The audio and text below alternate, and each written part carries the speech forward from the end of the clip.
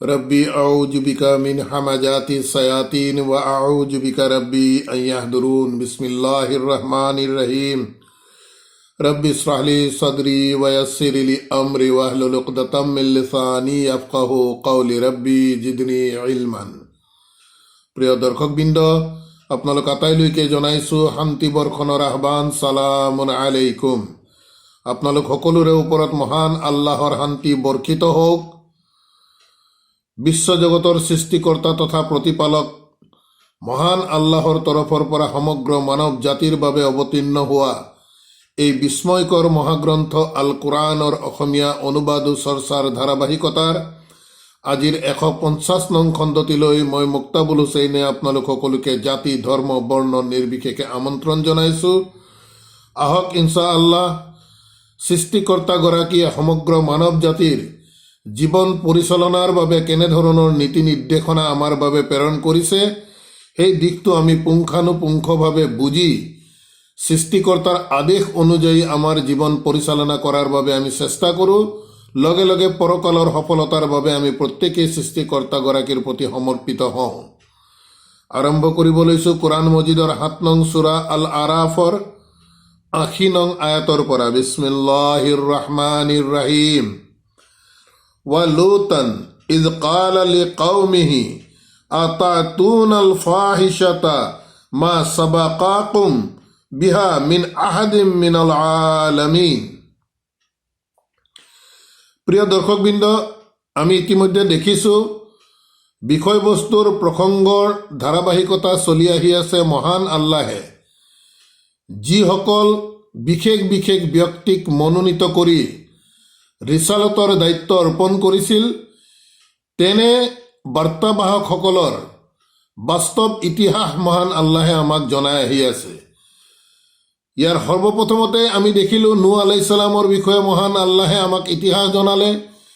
তাৰ পাছত আদ জাতিৰ বাবে প্ৰেৰণ কৰা হুদ আলাইহিছ সালামৰ বিষয়ে জনালে। তাৰ পাছত সামুদ জাতিৰ বাবে প্ৰেৰণ কৰা সালেহ আলাইহিছ সালামৰ বিষয়ে জনালে। গতিকে এই আয়াতত মহান আল্লাহে লুত আলাইহিছ সালামৰ বিষয়ে আৰম্ভ কৰিছে। ইয়াত কোৱা গৈছে ৱালুতান ইজ কালা লিকাউমিহি, আৰু লুতে যেতিয়া কালা লিকাউমিহি তেওঁৰ জাতিক যেতিয়া ক'লে আতাতুনাল ফাহিশাতা, প্ৰশ্ন কৰিছে, চাওক আলিফ দি, আতাতুনাল ফাহিশাতা, তোমালোকে কি সেই অশ্লীলতাক লৈ আহিছা নেকি? মা সাবাকাকুম বিহা মিন আহাদিন মিনাল আলামিন, মা সাবাকাকুম, যে তোমালোকৰ পূৰ্বৱৰ্তী কোনোৱে, বিহা ইয়াক অনা নাছিল, মিন আহাদিন মিনাল আলামিন, এই বিশ্বজগতৰ কোনো এজনেই তোমালোকৰ পূৰ্বৱৰ্তী লোকসকলৰ পৰা কোনো এজনেই ননা এক অশ্লীলতাক কি তোমালোকে লৈ আহিছা নেকি? লুত আলাইহিছ সালামে তেওঁৰ জাতিসকলক উদ্দেশ্য কৰি এই প্ৰশ্ন কৰিছে। আৰু সেই অশ্লীলতাৰ বিষয়ে পৰৱৰ্তী আয়াতত এনেদৰে উল্লেখ কৰিছে, ইন্নাকুম, নিশ্চয় তোমালোক, লাতাতুনাৰ ৰিজালা চাহৱাতান, নিশ্চয় তোমালোক লাতাতুনাৰ ৰিজালা চাহৱাতান, যে তোমালোকে পুৰুষসকলৰ প্ৰতি গমন কৰা তোমালোকৰ যৌন উত্তেজনা নিৰ্মূলৰ বাবে, যৌন কামনা বাসনা পূৰ্ণৰ বাবে তোমালোক পুৰুষসকলৰ প্ৰতি তোমালোকে গমন কৰা, মিন দুনিন নিচাই, মিন দুনিন নিচাই, মহিলাসকলৰ উপৰিও।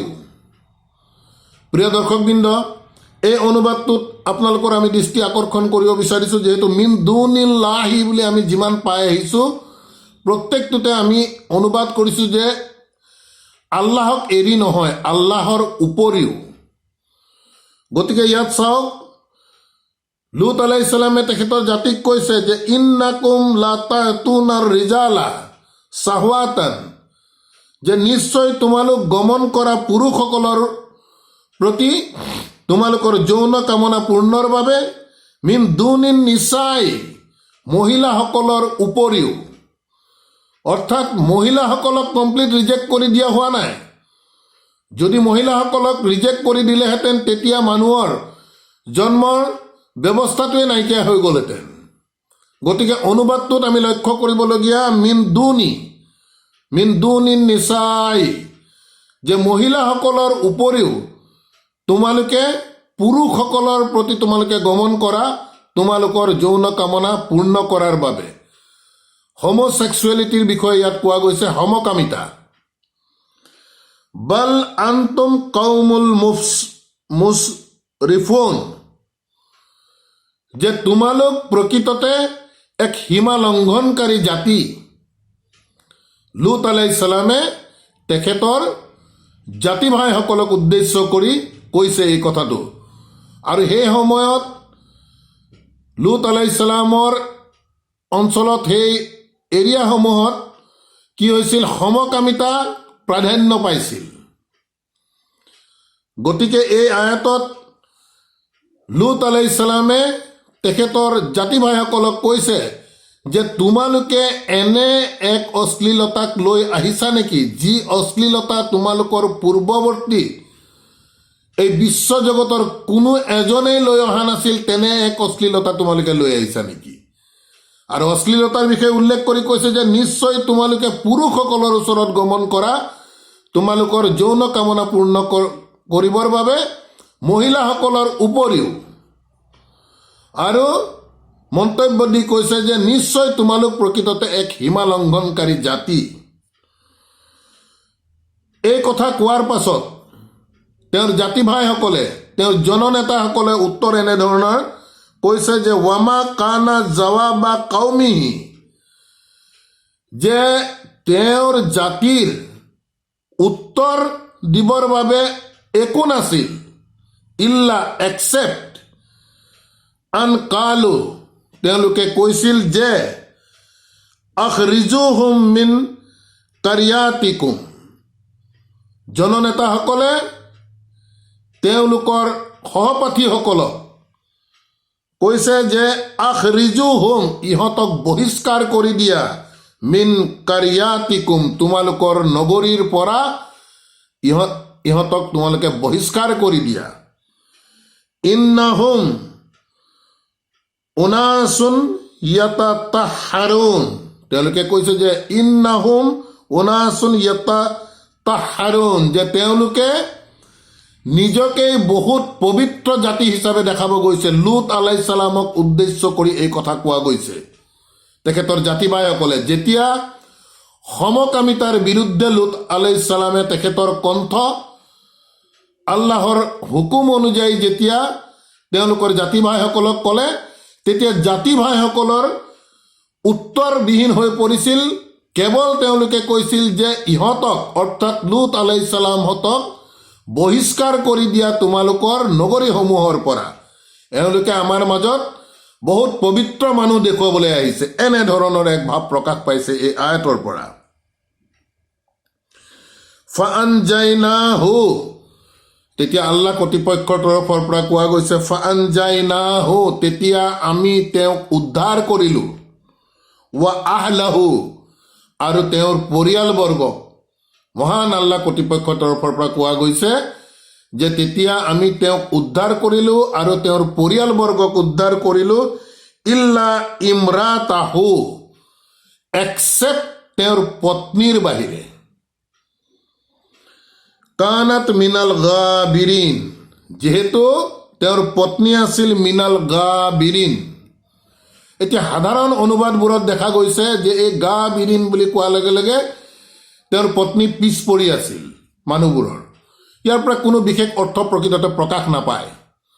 গাবিৰিন, কানাত মিনাল গাবিৰিনৰ অৰ্থ হৈছে যে লুত আলাইহিছ সালামে যি কণ্ঠ, যি আহ্বান, যি প্ৰশ্ন তেওঁৰ জাতি ভাইসকলক সহকামিতাৰ বিৰুদ্ধে কৰিছিল, তেনে ক্ষেত্ৰত তেখেতৰ পত্নী মৌন হৈ আছিল। অৰ্থাৎ তেখেতো আগবাঢ়ি গৈ তাক সজোৰে তেখেতৰ কণ্ঠ ৰাইজৰ প্ৰতি কোৱা নাছিল। তেখেত মৌন হৈ আছিল আৰু মৌন হৈ থাকি সমাজত চলি থকা এনেধৰণৰ কুসংস্কৃতিৰ প্ৰতি তেখেতৰ মৌন সমৰ্থন আছিল। সেইবাবে আল্লাহে কৈছে যে ফাআনজাইনাহু, এই হু দি লুত আলাইহিছ সালামক বুজাইছে যে তাৰ পাছত আমি তেওঁক উদ্ধাৰ কৰিলোঁ, ৱা আহলাহু, আৰু তেওঁৰ পৰিয়ালবৰ্গক, ইল্লা ইমৰাতাহু, একচেপ্ট তেখেতৰ পত্নী, কানাত মিনাল গাবিৰিন, যিহেতু তেওঁ মৌনভাৱে এই কুসংস্কৃতিক মৌন সমৰ্থন দিছিল, কোনো প্ৰতিবাদ কৰা নাছিল। সেইবাবে মহান আল্লাহে লুত আলাইহিছ সালামক উদ্ধাৰ কৰিলে, তেখেতৰ পৰিয়ালবৰ্গক উদ্ধাৰ কৰিলে, কিন্তু তেখেতৰ পত্নীক আল্লাহৰ গজবৰ পৰা উদ্ধাৰ নকৰিলে। তাৰপাছত কৈছে ৱা আমতাৰনা আলাইহিম মাতাৰান,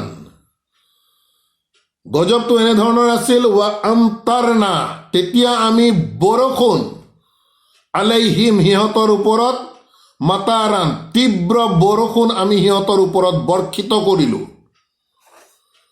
ফাআনজুৰ, আৰু আল্লাহ কৰ্তৃপক্ষৰ তৰফৰ পৰা কৈছে চোৱা, দৃষ্টি দিয়া, গতিকে দৃষ্টি দিয়া, ফাআনজুৰ কাইফা কানা আকিবাতুল মুজৰিমিন, যে কেনেদৰে অপৰাধীসকলৰ পৰিণতি কি হয় এই দিশটো তোমালোকে চোৱা। তাৰ পাছৰ আয়াতত কৈছে ৱা ইলা মাদিয়ানা আখাহুম শুআইবান, চাওক মহান আল্লাহে ধাৰাবাহিকভাৱে ৰচুলসকলৰ ইতিহাস আমাক কৈ আহিছে। নূহ আলাইহিছ সালাম, হুদ আলাইহিছ সালাম, ছালেহ আলাইহিছ সালাম, লুত আলাইহিছ সালাম, এতিয়া আহিছে শুআইব আলাইহিছ সালাম। ইয়াত কোৱা গৈছে যে ৱা ইলা মাদিয়ানা, মাদিয়ানবাসীৰ প্ৰতি প্ৰেৰিত হৈছিল আখাহুম, সিহঁতৰ ভাতৃ শুআইব, মাদিয়ানবাসীৰ বাবে প্ৰেৰিত হৈছিল সিহঁতৰ ভাতৃ শুআইব। কালা, শুআইবে তেখেতৰ জাতি ভাইসকলক ক'লে, ইয়া কওমি, হে মোৰ জাতি ভাইসকল, ইবুদুল্লাহ, যে আল্লাহৰ গোলামী কৰা, মা লাকুম মিন ইলাহিন গায়ৰাহু, মা লাকুম, তোমালোকৰ বাবে কোনো নাই, মিন ইলাহিন, মান্য হিচাপে তোমালোকৰ বাবে কোনো নাই, গায়ৰুহু, এই হু দি আল্লাহক বুজাইছে, আল্লাহৰ অবিহনে তোমালোকৰ মান্য হিচাপে কোনো নাই, গতিকে সেই আল্লাহৰ তোমালোকে গোলামী কৰা, ইবাদত কৰা। প্ৰিয় দৰ্শকবৃন্দ, দাৱাতৰ আমি যদি মন কৰি যাওঁ, মুখ্য বিষয় হৈছে এটাই যে আল্লাহৰ গোলামী কৰা, যিহেতু তেওঁৰ বাহিৰে আমাৰ কোনো মান্য নাই। এই মান্য ইলাহ, এই মান্য দিশটোত কিন্তু আমি চিন্তা কৰিব লাগিব।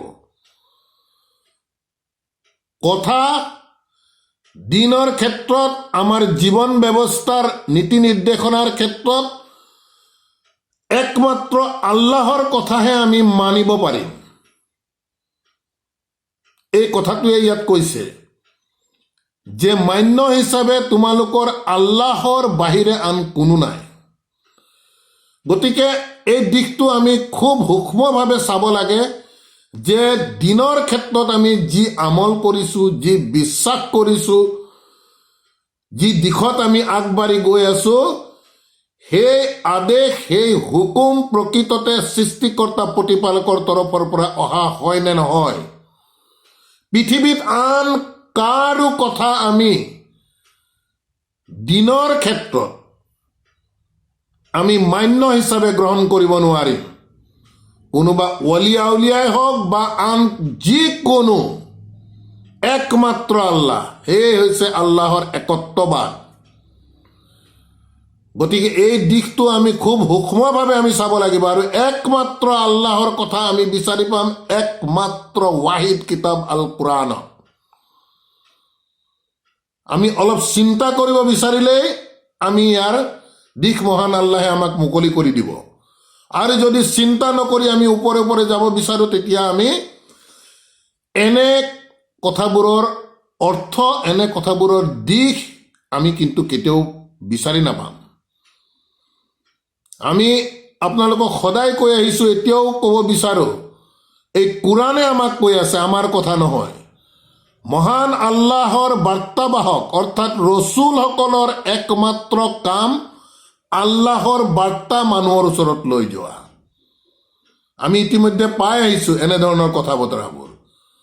গতিকে বাৰ্তাবাহকসকলে যি বাৰ্তা লৈ আহিছে, আমি একমাত্ৰ মান্য হিচাপে সেই বাৰ্তাসমূহকে আমি মানি চলিব পাৰিম। এই কথাটো কিন্তু একেবাৰে স্পষ্ট। চিন্তা কৰিলে ইয়াৰ সমাধান প্ৰত্যেকে ইনশাআল্লাহ বিচাৰি পাব, আৰু যদি চিন্তা কৰিব নিবিচাৰে তেতিয়া ইয়াৰ অৰ্থ কোনো বিচাৰি নাপাব। তাৰ পাছত কৈছে কদ জাআতকুম বায়্যিনাতুম মিৰ ৰাব্বিকুম কালা ইয়া কওমি। তেওঁ ক'লে, শুআইব আলাইহিস সালামে তেওঁৰ জাতি ভাইসকলক ক'লে যে উবুদুল্লাহ, ইবাদত কৰা, গোলামী কৰা আল্লাহৰ, মা লাকুম মিন ইলাহুন গায়ৰুহু, তেখেতৰ অবিহনে তোমালোকৰ কোনো মান্য নাই। কদ জাআতকুম বায়্যিনাতুম মিৰ ৰাব্বিকুম, যে নিশ্চয় ইতিমধ্যে জাআতকুম, তোমালোকৰ ওচৰলৈ আহি গৈছে, বায়্যিনাতুন, স্পষ্ট প্ৰমাণ, মিৰ ৰাব্বিকুম, তোমালোকৰ প্ৰতিপালকৰ তৰফৰ পৰা। ইয়াত এই স্পষ্ট প্ৰমাণ বুলি কোৱাৰ লগে লগে ইয়াত আমি কিতাপক বুজিব লাগিব। ইয়াৰ আগৰ সামুদ জাতিসকলৰ বাবে আমি যিটো পাইছিলোঁ বায়্যিনাত, তাত এগৰাকী উটুনিৰ কথা আহিছিলে, স্পষ্টভাৱে মহান আল্লাহে কৈছে যে নিদৰ্শন হিচাপে, আয়াত হিচাপে দিয়া গৈছে। ইয়াত এই বায়্যিনাত বুলি কোৱাৰ লগে লগে আমি কিতাপক ল'ব লাগিব যে স্পষ্ট প্ৰমাণ তোমালোকৰ প্ৰতিপালকৰ তৰফৰ পৰা আহি গৈছে। আৰু তাত কোৱা গৈছে ফা আউফুল কাইলা, আৰু তোমালোকে পূৰ্ণ কৰি দিয়া আল কাইলা, তোমালোকৰ জোখৰ যি পাত্ৰসমূহ, সেই পাত্ৰসমূহ তোমালোকে পূৰ্ণ কৰিবা। ৱাল মিজানা, আৰু তোমালোকে দগা পাল্লাৰ দ্বাৰা যি বস্তু জুখিবা তাক তুমি মিজানা, একেবাৰে ন্যায়সংগতভাৱে পূৰ্ণ কৰি দিবা। ৱালা তাবখাসুন নাসা আসিয়া আহুম, ৱালা তাবখাসুন নাসা, আৰু মানুহক বঞ্চিত নকৰিবা, আছিয়া আহুম, সিহঁতৰ প্ৰাপ্যৰ পৰা মানুহক বঞ্চিত নকৰিবা। অৰ্থাৎ জোখ মাপৰ ক্ষেত্ৰত কেতিয়াও তোমালোকে মানুহক কম কৰি নিদিবা। সেই কম কৰাটো প্ৰকৃততে তেওঁৰ প্ৰাপ্য হয়। সেই কথাটোৱে ইয়াত কৈছে যে মানুহক তেওঁলোকৰ প্ৰাপ্যৰ পৰা তোমালোকে কেতিয়াও বঞ্চিত নকৰিবা। ৱালা তুফছিদু ফিল আৰদি, আৰু পৃথিৱীত বিপৰ্যয় সৃষ্টি নকৰিবা, বা'দা ইছলাহিহা, বা'দা ইছলাহিহা, ইয়াক সকলোবোৰ বস্তু ইয়াত সংস্কাৰ হিচাপে তোমালোকক কৈ দিয়াৰ পাছত ইয়াক তুমি বিপৰ্যয় সৃষ্টি নকৰিবা। গতিকে ইয়াৰ আগৰ আয়াতত প্ৰকৃতি সৃষ্টিৰাজিৰ ক্ষেত্ৰত যেতিয়া এই আয়াতটো আহিছিল, প্ৰসংগৰ লগত সংগতি ৰাখি আমি প্ৰকৃতি ধ্বংস কৰিবৰ কাৰণে মহান আল্লাহে মনা কৰিছে। এই আয়াতত প্ৰসংগৰ লগত সংগতি ৰাখি জোখ মাপৰ ক্ষেত্ৰত আল্লাহে যি বিধান দিছে, সেই বিধান অনুসৰি আমাক কাম কৰিবলৈ কৈছে। তাত কোনো অবাধ্য হ'বলৈ মনা কৰিছে, ফাসাদ সৃষ্টি কৰিব মনা কৰিছে, বিপৰ্যয় সৃষ্টি কৰিব মনা কৰিছে জোখ মাপৰ ক্ষেত্ৰত। জালিকুম খায়ৰুল লাকুম, তোমালোকৰ বাবে এইবোৰ হৈছে উত্তম, তোমালোকৰ বাবে উত্তম। ইন কুনতুম মুমিনিন, যদিহে প্ৰকৃততে তোমালোক বিশ্বাসী হোৱা। তাৰ পাছৰ আয়াতত কৈছে এই কথাখিনি শুআইব আলাইহিস সালামে তেখেতৰ জাতি ভাইসকলৰ প্ৰতি কৈ আছে।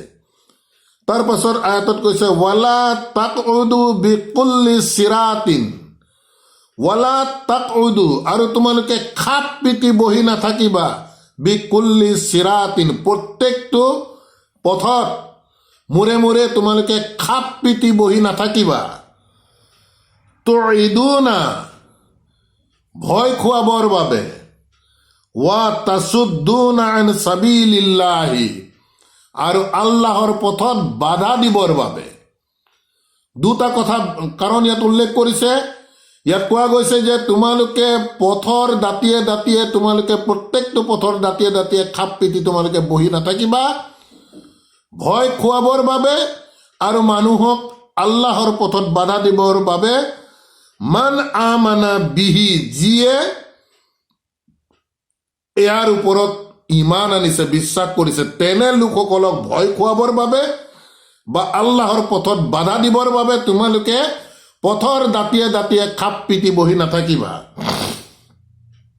ৱাতাবগুনাহা ইৱাজান, আৰু তোমালোকে এই পথটোক বক্ৰ কৰি দিয়াৰ বাবে তোমালোকে চিন্তা নকৰিবা, তোমালোকে নিবিচাৰিবা ইয়াক বক্ৰ কৰি দিবৰ বাবে। ৱাজকুৰু, মনত কৰা, স্মৰণ কৰা, ইজ কুনতুম কালিলান, যেতিয়া তোমালোক একেবাৰে খুব কম সংখ্যক আছিলা। ফাকাছাৰাকুম, তেতিয়া তোমালোকক আল্লাহে বৃদ্ধি কৰি দিছিল। গতিকে কৈছে এই বিষয়বোৰ, এই কথাবোৰ তোমালোকে মনত কৰা। এই বিষয়ে আমি ইতিমধ্যে পঢ়ি আহিছো।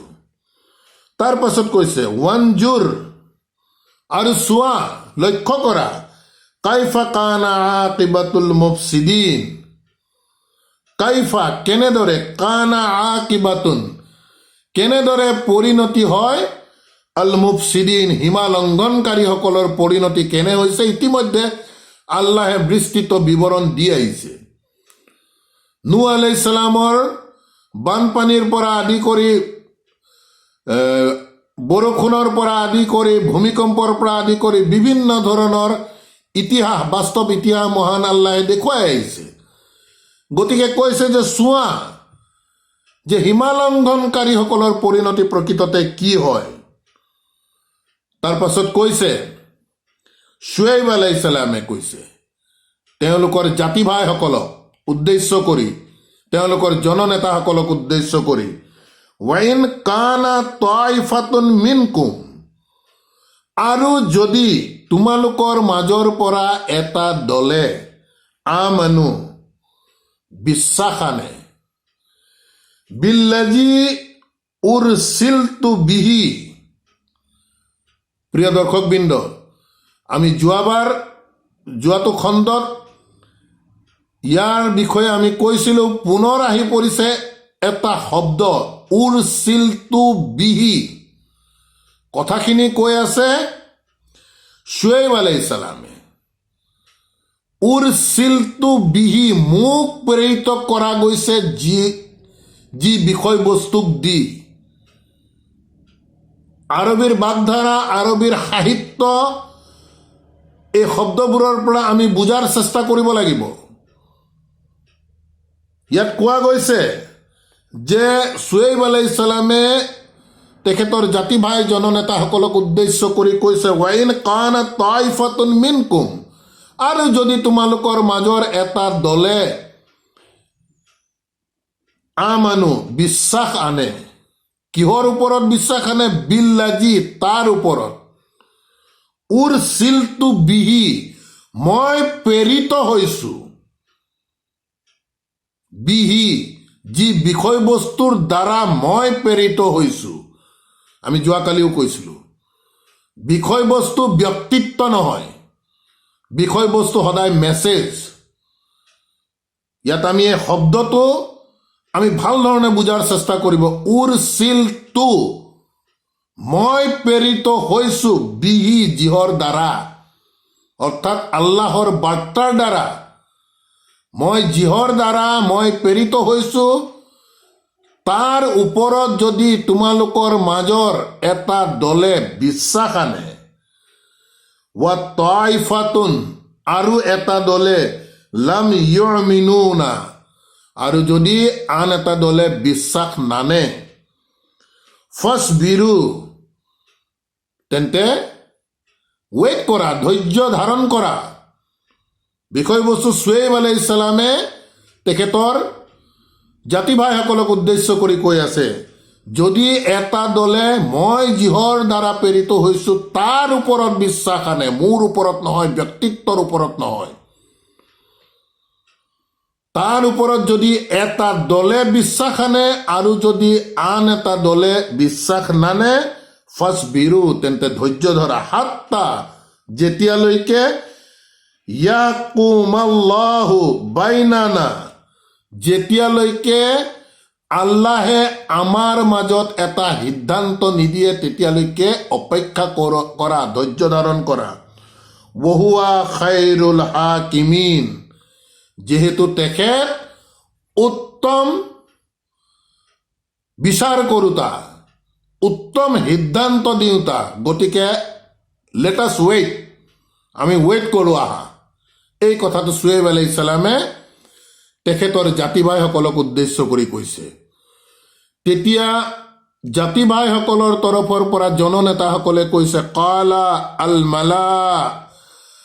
মালাউ, তেতিয়া এই জাতি ভাইৰ জননেতাসকলে ক'লে, আল্লাযিনা ইস্তাকবাৰু মিন কওমিহি, তেওঁলোকৰ জাতি ভাইসকলৰ মাজৰ পৰা যিসকলে নিজকে ডাঙৰ দেখুৱাইছিল, অৰ্থাৎ ৰচুলে লৈ অনা মহান আল্লাহৰ বাৰ্তাক ওপৰত নিজৰ মতামতক প্ৰাধান্য দিছিল, ইস্তাকবাৰু, যিসকলে নিজৰ মহত্ব দেখুৱাইছিল, ৰচুলৰ বাৰ্তাক অগ্ৰাহ্য কৰিছিল, তেনে লোকসকলে তেতিয়া ক'লে, লা তুখৰিজান্নাকা ইয়া শুআইব, হে শুআইব, তোমাক এতিয়া বহিষ্কাৰ কৰি দিয়া হ'ব। ৱা আল্লাযিনা আমানু মাআকা, আৰু সেইসকলক আমানু মাআকা, তোমাৰ সৈতে যিসকলে বিশ্বাস আনিছে তেওঁলোকক বহিষ্কাৰ কৰি দিয়া হ'ব। মিন কাৰিয়াতিনা, আমাৰ নগৰীৰ পৰা এতিয়া তোমাক আৰু তোমাৰ ওপৰত যিসকলে বিশ্বাস আনিছে, যিহেতু দুটা দলৰ বিষয়ে ক'লে, এটা দলে বিশ্বাস আনিছে, এটা দলে বিশ্বাস অনা নাই, গতিকে জননেতাসকলে, তেওঁলোকৰ জাতিৰ জননেতাসকলে শুৱেইব আলাইহিছ সালামক ক'লে যে, হে শুৱেইব, যে এতিয়া তোমাক আৰু তোমাৰ সৈতে যিসকলে বিশ্বাস স্থাপন কৰিছে, আমাৰ নগৰীৰ পৰা তোমালোকক বহিষ্কাৰ কৰি দিয়া হ'ব। অথবা লা তাউদ্দুনা ফি মিল্লাতিনা, মন কৰি যাব, শব্দবোৰ ভালধৰণে বুজিব লগা আছে। প্ৰথম কথা কৈছে যে এতিয়া তোমালোকক আৰু তোমাৰ সৈতে যিসকলে বিশ্বাস স্থাপন কৰিছে তেওঁলোকক আমাৰ নগৰীৰ পৰা বহিষ্কাৰ কৰি দিয়া হ'ব। অথবা লা তুআদ্দুনা, অথবা তোমালোক ঘূৰি আহা, ফি মিল্লাতিনা, আমাৰ মজহবৰ প্ৰতি, আমাৰ যি বনাই লোৱা ধৰ্মনীতিত আমি চলি আছো তালৈ তোমালোকে ঘূৰি আহা, অন্যথা তোমাক আৰু তোমাৰ সৈতে যিসকলে বিশ্বাস আনিছে আমাৰ নগৰীৰ পৰা তোমালোকক বহিষ্কাৰ কৰি দিয়া হ'ব। কালা, তেতিয়া ক'লে শুৱেইব আলাইহিছ সালামে ক'লে, আৱা লাউ কুন্না কাহিৰিন, আৰু যদি আমি তোমাৰ এই প্ৰস্তাৱটোক পচন্দ নকৰোঁ, মানি নলওঁ। শুৱেইব আলাইহিছ সালামে সেই জননেতাসকলৰ কথা শুনি তাৰ প্ৰত্যুত্তৰত ক'লে, তুমি যি প্ৰস্তাৱ, তোমালোকে যি প্ৰস্তাৱ দিছা, সেই প্ৰস্তাৱটোক যদি আমি স্বীকাৰ কৰি নলওঁ, আমি যদি পচন্দ নকৰোঁ, আমি যদি ভাল নাপাওঁ, কদ ইফতাৰানা আলাল্লাহি কাযিবান, যদি আমি তোমালোকৰ ওচৰলৈ ঘূৰি যাওঁ তেতিয়াহ'লে আমি কি হ'ব? কদ ইফতাৰানা, তেতিয়াতো আমি ৰচনা কৰি লোৱা হ'ব, আলাল্লাহি কাযিবান, আল্লাহৰ বিষয়ে, আল্লাহৰ বিৰুদ্ধেতো মিছা কথা ৰচনা কৰি লোৱা হ'ব আমি যদি তোমালোকৰ ধৰ্মনীতিলৈ ঘূৰি যাওঁ। ইন উদউনা ফি মিল্লাতাকুম, ইন উদউনা ফি মিল্লাতাকুম, যদিহে আমি তোমালোকৰ মিল্লাতলৈ যদি আমি ঘূৰি যাওঁ তেন্তেতো আমি আল্লাহৰ বিৰুদ্ধে মিছা কথা ৰচনা কৰা হ'ব। এই মন্তব্য শুৱেইব আলাইহিছ সালামৰ। বাদা, তাৰ পাছত, ইজ নাজ্জাইনাল্লাহু মিনহা, খুব ভালধৰণে মন কৰিবলগীয়া, আমি যদি তোমালোকৰ মিল্লাতলৈ ঘূৰি যাওঁ, বাদা, তাৰ পাছত, ইজ নাজ্জাইনা, যেতিয়া আমাক উদ্ধাৰ কৰিছে আল্লাহ, য'ত আল্লাহে আমাক উদ্ধাৰ কৰিছে মিন হা, তাৰ পৰা, তোমালোকৰ ধৰ্মনীতিৰ পৰা যিহেতু আল্লাহে আমাক উদ্ধাৰ কৰিছে, ওয়ামা ইয়াকুনু লানা, যে আমাৰ কি হৈছে, শুয়েব আলাইহিস সালামে কৈ আছে যে আমাৰ কি হৈছে, আন নাউদা ফিহা, আমাৰ কি হৈছে যে আমি তালৈ ঘূৰি যাম, ইল্লা আইয়াশা আল্লাহু ৰাব্বুনা, অৱশ্যে যদি আমাৰ সৃষ্টিকৰ্তা প্ৰতিপালক আল্লাহে যদি ইচ্ছা কৰে সেই কথা সুকীয়া, অন্যথা আল্লাহে যিহেতু আমাক সেই মানুহে বনাই লোৱা ধৰ্মনীতিৰ পৰা আল্লাহে আমাক উদ্ধাৰ কৰাৰ পাছত আমাৰ কি হৈছে আমি যে তোমালোকৰ মিল্লাতলৈ ঘূৰি যাম। তথাপিও আল্লাহৰ কথাটো সুকীয়া। আল্লাহৰ স্থান সদায় আল্লাহৰ মূল স্থানত প্ৰত্যেকে আমি ৰাখিব লাগিব। নবী ৰসুলসকলে তাকে আমাক দেখুৱাইছে। ওয়াসিয়া ৰাব্বুনা কুল্লা সাইয়িন ইলমুন ওয়াসিয়া, সৰ্বব্যাপী। ৰাব্বুনা, আমাৰ প্ৰতিপালক, সৰ্বব্যাপী, কুল্লা সাইয়িন ইলমা, প্ৰত্যেকটো বিষয়ৰ জ্ঞানৰ ক্ষেত্ৰত আমাৰ প্ৰতিপালক সৰ্বব্যাপী। আলাল্লাহি তাৱাক্কালনা, আৰু আল্লাহৰ ওপৰতে আমি ভৰসা কৰোঁ। ৰব্বানা, হে আমাৰ প্ৰতিপালক, ইফতাহনা বাইনানা ওয়া বাইনা কওমিনা বিল হাক্কি, আমাক এটা সিদ্ধান্ত দি দিয়া, বাইনানা, আমাৰ মাজত, ওয়া বাইনা কওমিনা, আৰু আমাৰ জাতিৰ মাজত, বিল হাক্কি, এই কিতাবৰ দ্বাৰা আমাক এটা সিদ্ধান্ত তুমি আনি দিয়া। ওয়া আনতা খাইৰুল ফাতিহিন, আৰু যেহেতু তুমি হৈছা উত্তম সিদ্ধান্তকাৰী, তুমি উত্তম বিবেচনাকাৰী, ফাতাহ, তুমি উত্তম, প্ৰতিটো বিষয় তুমি খুলি দিয়াৰ ক্ষেত্ৰত তুমিয়ে হৈছা সৰ্বোত্তম। গতিকে আলহামদুলিল্লাহ, প্ৰিয় দৰ্শকবৃন্দ, যথেষ্ট গুৰুত্বপূৰ্ণ ইতিহাস মহান আল্লাহে আমাক জনাই আছে। আলহামদুলিল্লাহ, তেখেতৰ মনোনীত বাৰ্তাবাহকসকলৰ বাস্তৱ ইতিহাস। গতিকে আহক ইনশাআল্লাহ প্ৰত্যেকটো দিশত আমি প্ৰত্যেকেই ভাল ধৰণে চিন্তা কৰি আল্লাহৰ এই কিতাপ অনুসৰি আমি আগবাঢ়ি যোৱাৰ চেষ্টা কৰোঁ। ৰব্বানা আমান্না বিমান জালতা ওয়াত্তাবা'না ৰাসূল ফাকতুবনা মা'আস শাহিদিন ওয়া মা আলাইনা ইল্লাল বালাগ ওয়া মা তৌফিক ইল্লা বিল্লাহ। সালামুন আলাইকুম।